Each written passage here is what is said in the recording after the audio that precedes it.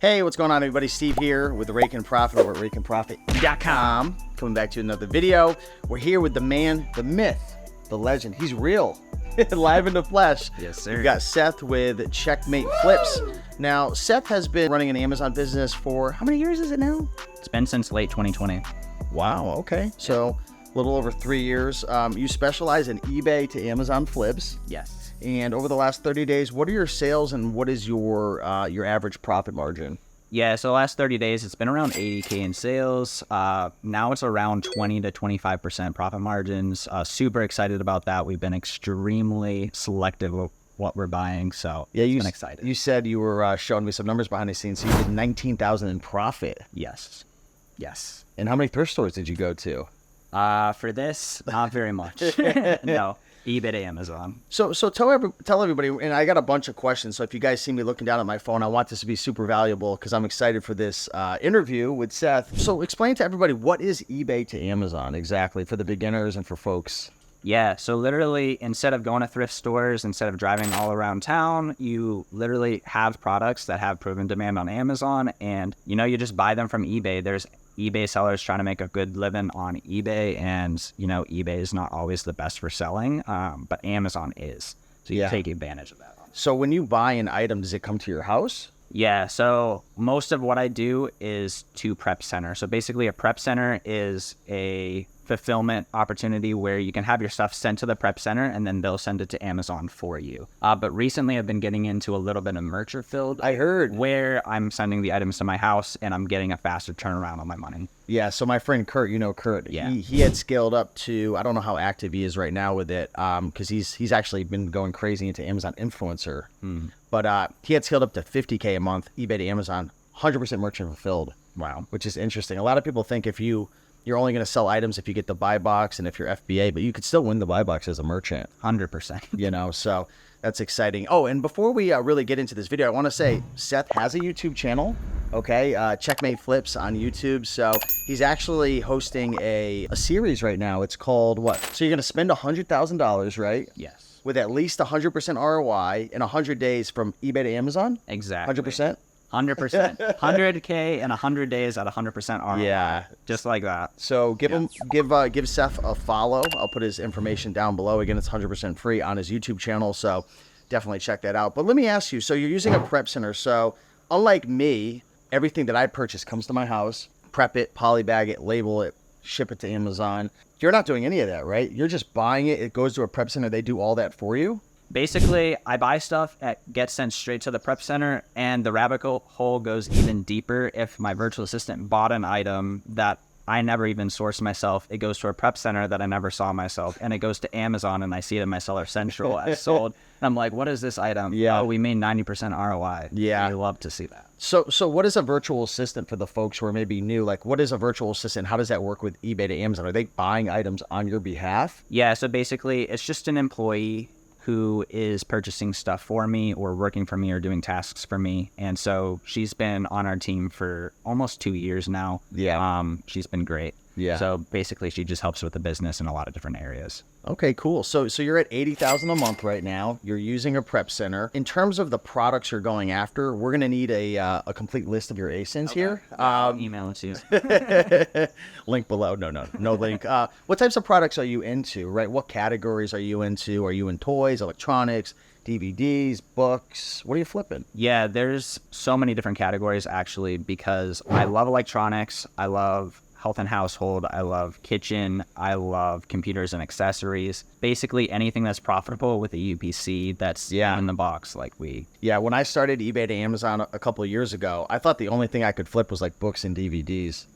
There is a crazy opportunity with tons of items. And I make jokes about this and some people might not like it, but I want to hear your honest truth. I sell lots of items. I don't even know what they are. I just know the keeper chart looks good. SellerAmp's telling me some good stuff. There's no IPs. It's flipping for a good ROI and a profit, and I'll flip it, right? Do you ever sell stuff that you don't fully understand? Yeah, definitely. And the thing that's helpful with that is if it's new in the box, the thing should work the way that it's supposed to work. Because we're 100% new now. Almost. Well, I am at least. Yeah, I'm 99% new. Yeah. Yeah. So it's if it's in the box, why wouldn't it work? Now, Seth used to be used, right? And you shared that on your YouTube channel, some of your outrageous return rates, right? Yeah, used. it was monumental. He said he's going to be in the Guinness Book of World Records for the highest return rate eBay to Amazon when he was selling used. Where were you at, like 20-something%?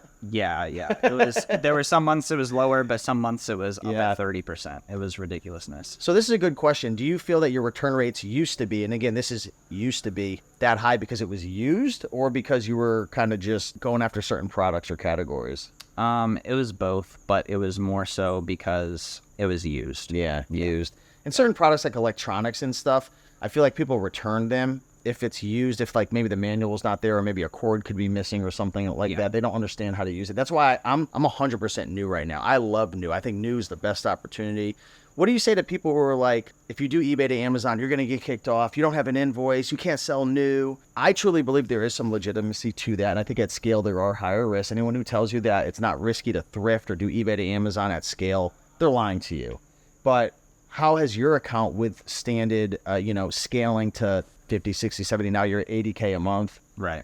What advice, what thoughts would you have to say? And just be honest with people, right? Like, what are your thoughts on it? Like not having invoices? Yeah, it's 100% going to be a riskier business model. But also the ROI is massively there. Like we're not just ripping 25% ROI items. Like there's absolute home run items out there. And I look at it like, what are the chances of getting suspended and things actually going completely wrong, or what are the chances of things going right? Yeah. And if you look at like 50 people, like how many people have had everything go okay in the grand scheme of things, and then how many people have actually gotten suspended? Yeah. Like it's just an odds game. Yeah. No, I know. For me, I love eBay to Amazon because the margins are so much higher and there's way less price tanking. Yeah. Have you experienced that over just traditional OA or RA where everyone's on the same listing and then it's just like an item just goes down from like 80 down to like 20?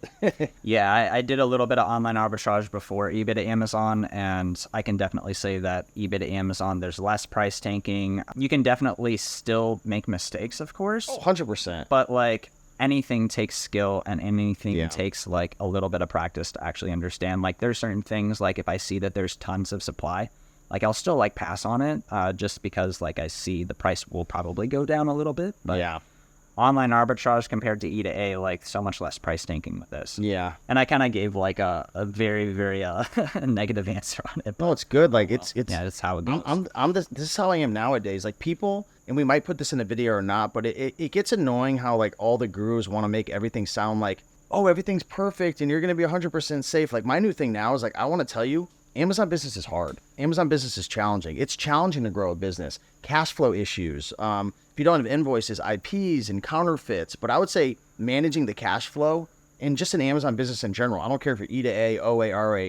It's a challenge. Like you have to invest your money back into this business for 6 to 18 months if you want to make substantial, money. I mean, people are going to tell you, buy my course, you're going to make all this money. And look at me. Like there's 20, 25-year-olds doing $100,000 a month. But it's like, are they making any money? Or do they just have $200,000 on their Plum card? Right, exactly. And it's like, that's a good point about the 6 to 18 months thing, because like people think like, oh, I'm just going to get started with this and I'm just going to learn all these things immediately. And like the encouraging thing is if you actually put a dedicated 6 to 18 months into it, like you actually are going to change your life. And that's why it's a good idea. Like, don't quit your job. I would look at E to A or just an Amazon business in general, not even as a business in the beginning, like as a side hustle, almost like an experiment. Like, don't put all your eggs in Amazon right now, because at the end of the day, you're playing in Amazon's sandbox. Exactly.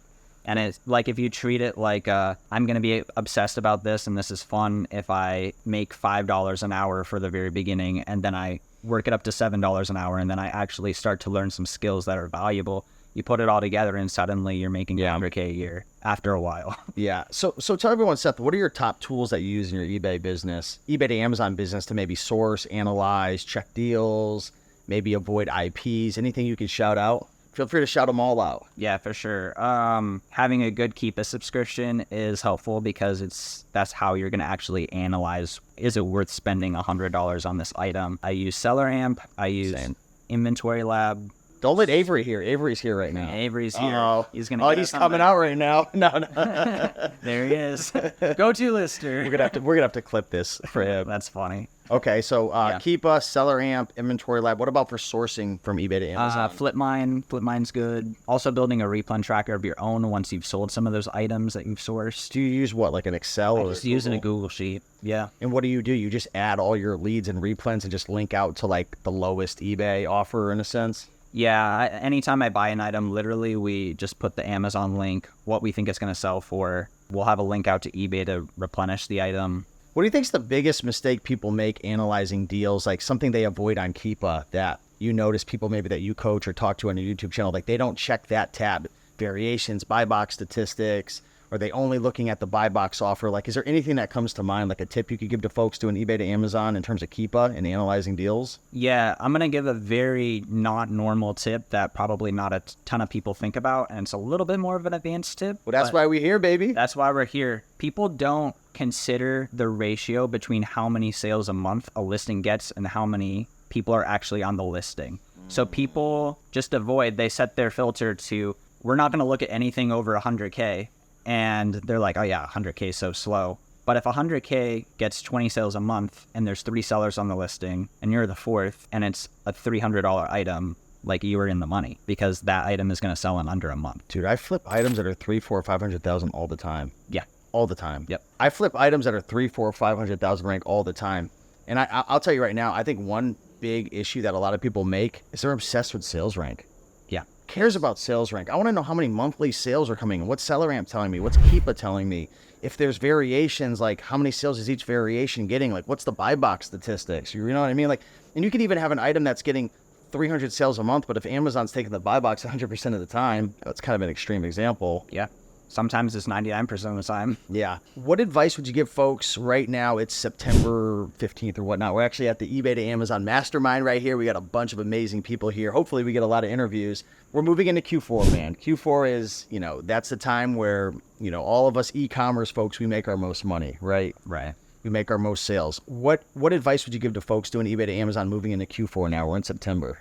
I think a lot of people have limiting beliefs around their business. And so if you can slowly start to set some experiments with yourself and set like a 2-month reminder and say, like we tried this thing, like I thought I could only source DVDs online arbitrage. Like maybe I tried sourcing a book or I tried a kitchen item or something like that. Yeah. 2 months later, how did it go? And suddenly you've broken that belief and you can really change the game very quick. Things move so quick in Q4. Like, products that were sitting move. Like hot products that we're selling 100 times a month might sell 500 times a month. My tip would be just get as much inventory in as possible. Obviously, it has to have a good ROI, good profit. Check the buy box statistics. Check the number of sellers and the sales, like you were saying. But man, like, are you building your inventory for Q4? Like, are you spending a lot more, like just investing it in, like trying to get it pumped up, or are you just doing your thing? I think I usually treat Q4 as like icing on the cake. We're trying to like keep our numbers extremely, extremely steady. And like when things sell faster, that's amazing. And we're trying to be more selective with like, these are our best ASINs. We're going to go deeper on those because we've had a track record with them before. So we're going to try to buy more of them. Cool. Well, yeah.